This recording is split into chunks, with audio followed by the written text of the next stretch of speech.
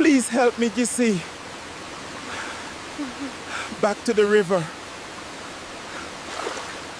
Help me. You speak.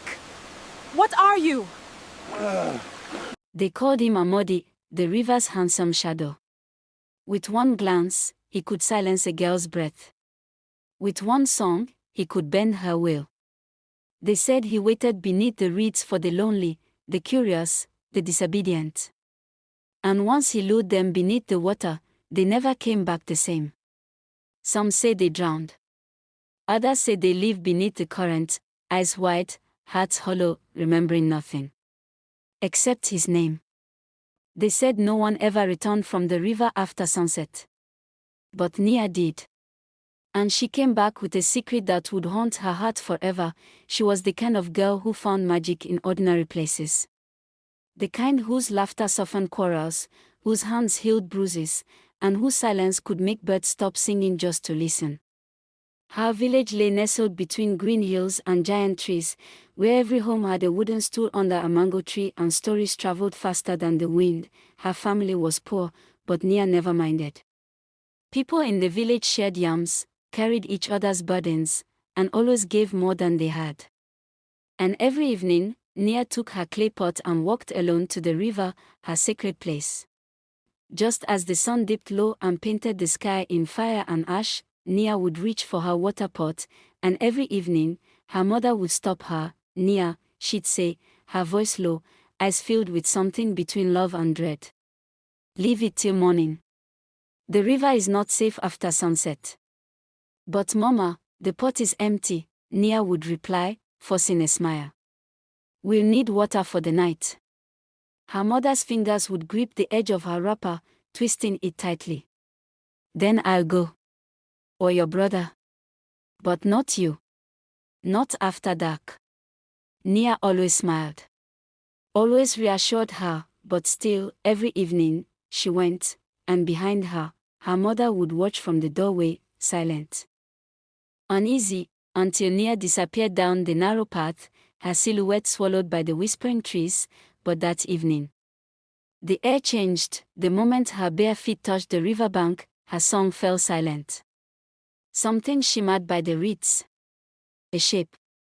A body. She squinted, then gasped. Lying half-covered in grass and mud was a creature, human, but not. His chest rose and fell in pain rhythm. His arms were strong but trembling. His skin, dark bronze, glowing faintly. But below the waist, there were no legs, a long tail, covered in glistening blue-green scales, carved into the earth. A Merman. Nia froze. She had heard the stories, the spirit men of the river, the ones who could charm girls with a glance. The ones who lured people beneath the water, never to return, but this one was dying. "Please," he whispered. His voice, soft and cracking, trembled like ripples on still water. "Help me. Back to the river." Nia's pot crashed to the ground. She took a step back, heart racing. You speak," she stammered. "What are you?" He turned his face toward her. His eyes, deep and sorrowful, locked onto hers. "I will tell you. If you help me." Nia hesitated. She looked around, no one. Only the wind and the water, and her heart, it tugged at her. Without another word, she stepped forward. She knelt beside him, her hands brushing against his skin, cool, smooth, and bleeding. A long gash paused at his side. "Wait here," she whispered. She darted into the bush. Moments later, she returned with crushed leaves and sap dripping from her fingers. She pressed the mixture onto his wound. He groaned. But he didn't move away. Then, gripping his arms, she pulled.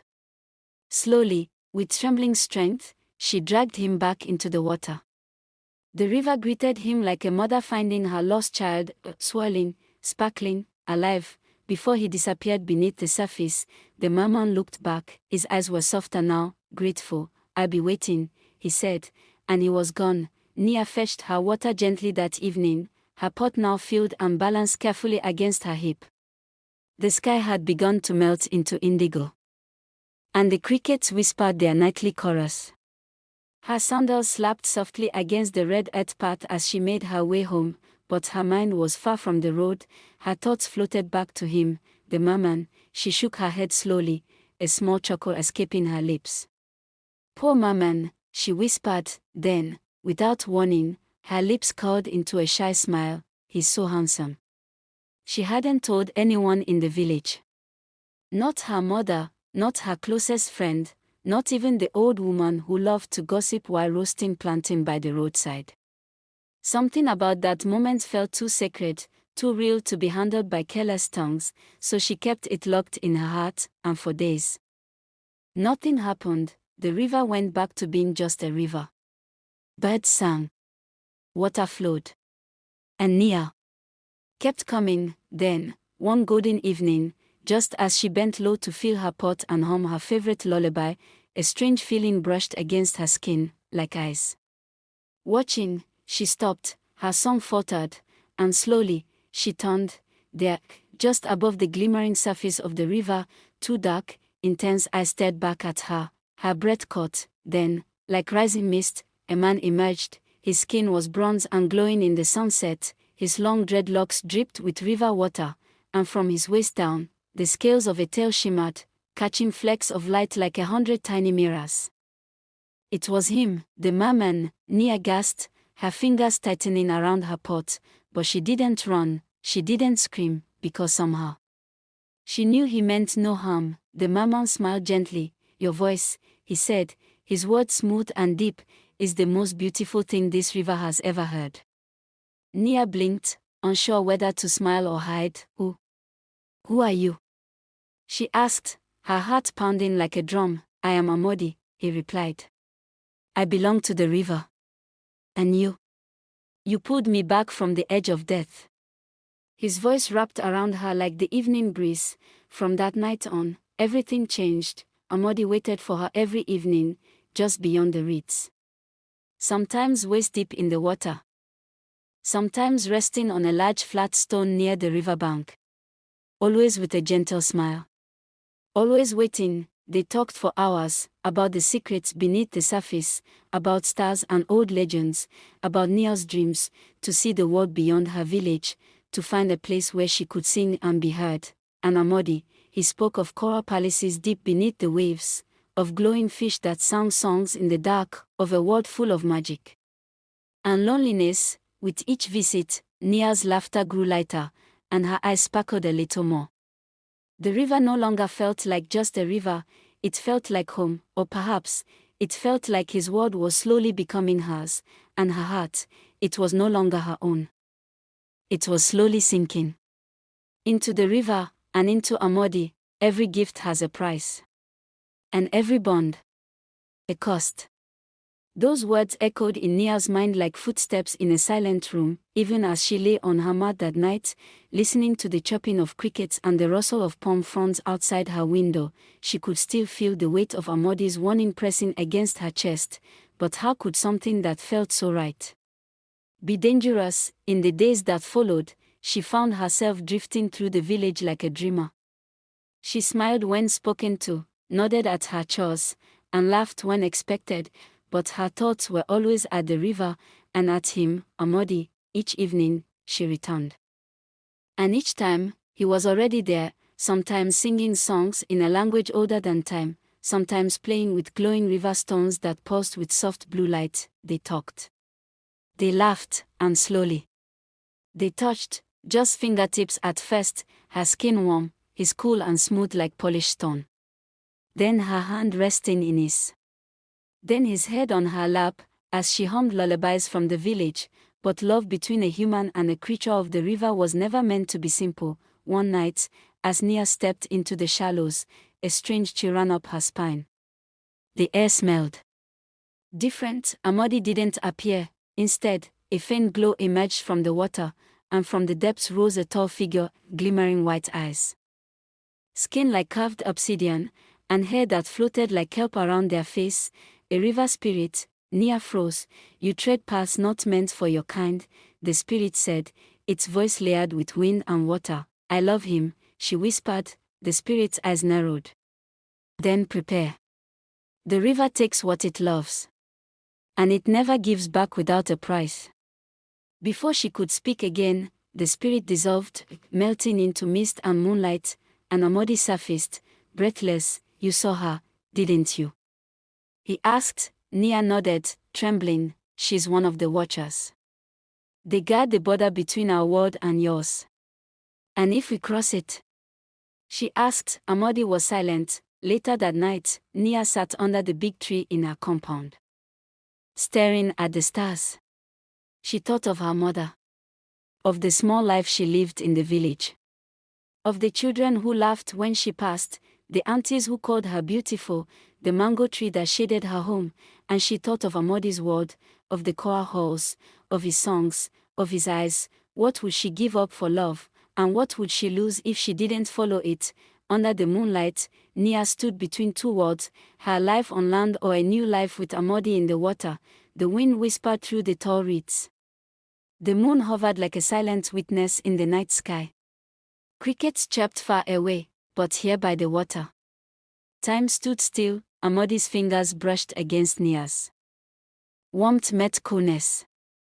Skin met scale. He held her hand as if letting go would unravel everything. You don't belong to the water, he said quietly. But my heart belongs to you. Nia stared into the dark river, its surface smooth, almost still, like a mirror. Behind her were the hills, the clay homes, the mother who cooked yam and stew, the younger siblings who chased fireflies at night. The mango tree. The songs. Her village, before her was Amadi, a world unknown, a love forbidden, and a choice that would change everything. What is the way you spoke of? She asked. Amadi hesitated. There is an ancient bond, he said slowly. A joining of soul and spirit. If you accept it, you can live beneath the river. With me. Forever. Nia asked. Yes. She swallowed. And if I don't? Amadi looked away, pain flickering across his face. Then the river will take me back.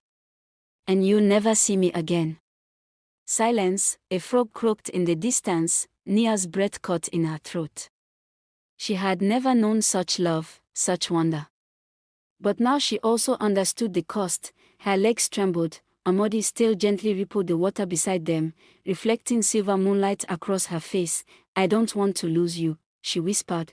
And I don't want to be the reason you lose yourself, he said. They stood like that, two silhouettes outlined in moonlight. One from land.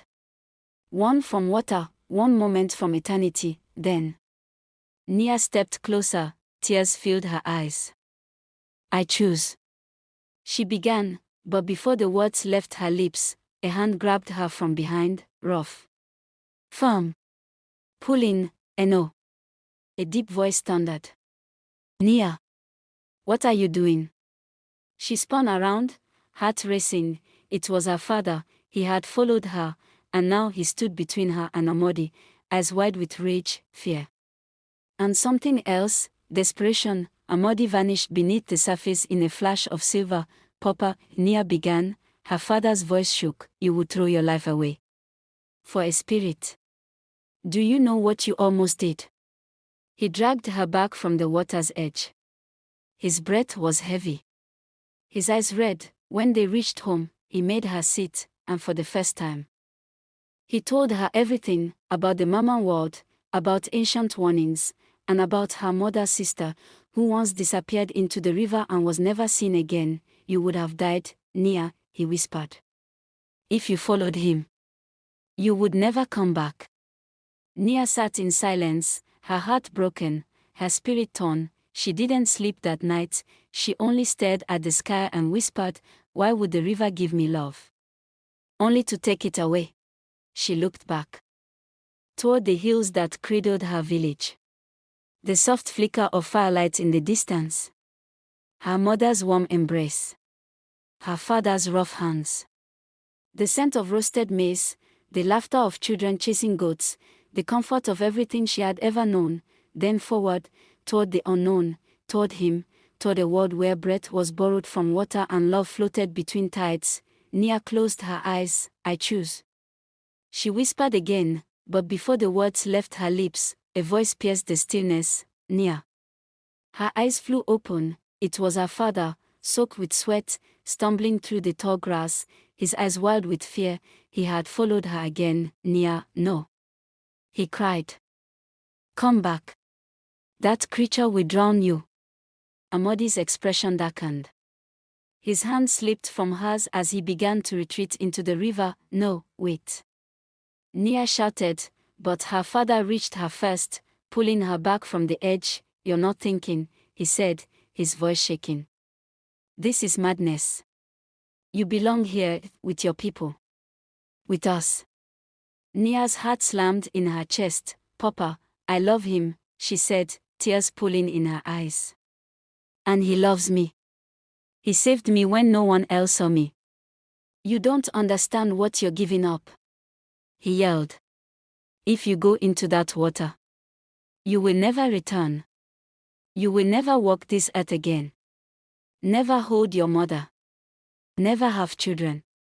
Never bury your dead. Are you ready for that? She turned toward the river, but Amadi was gone. The surface rippled, empty. The night felt heavier than before. She fell to her knees.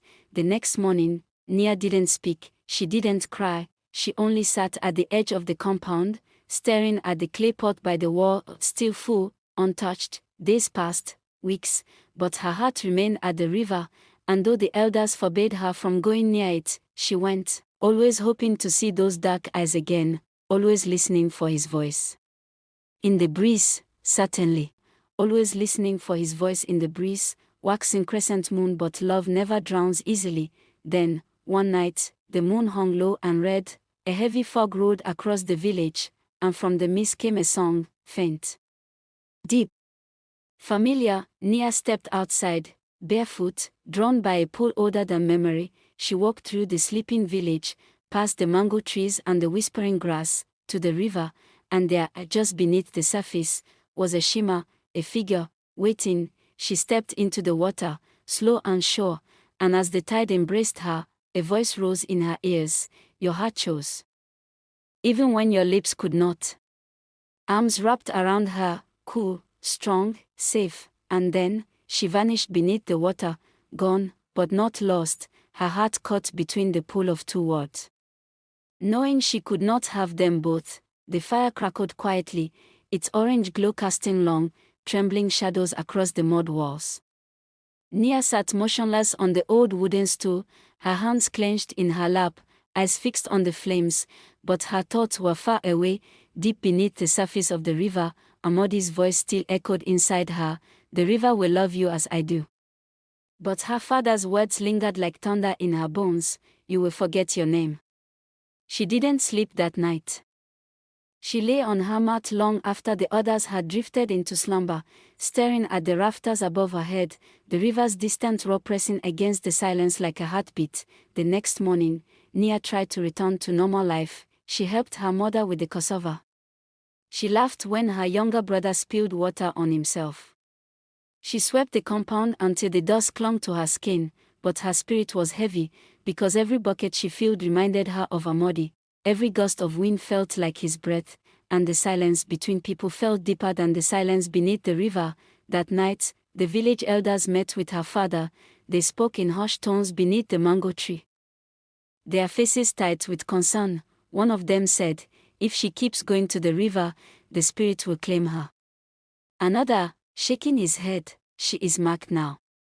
The water has touched her soul.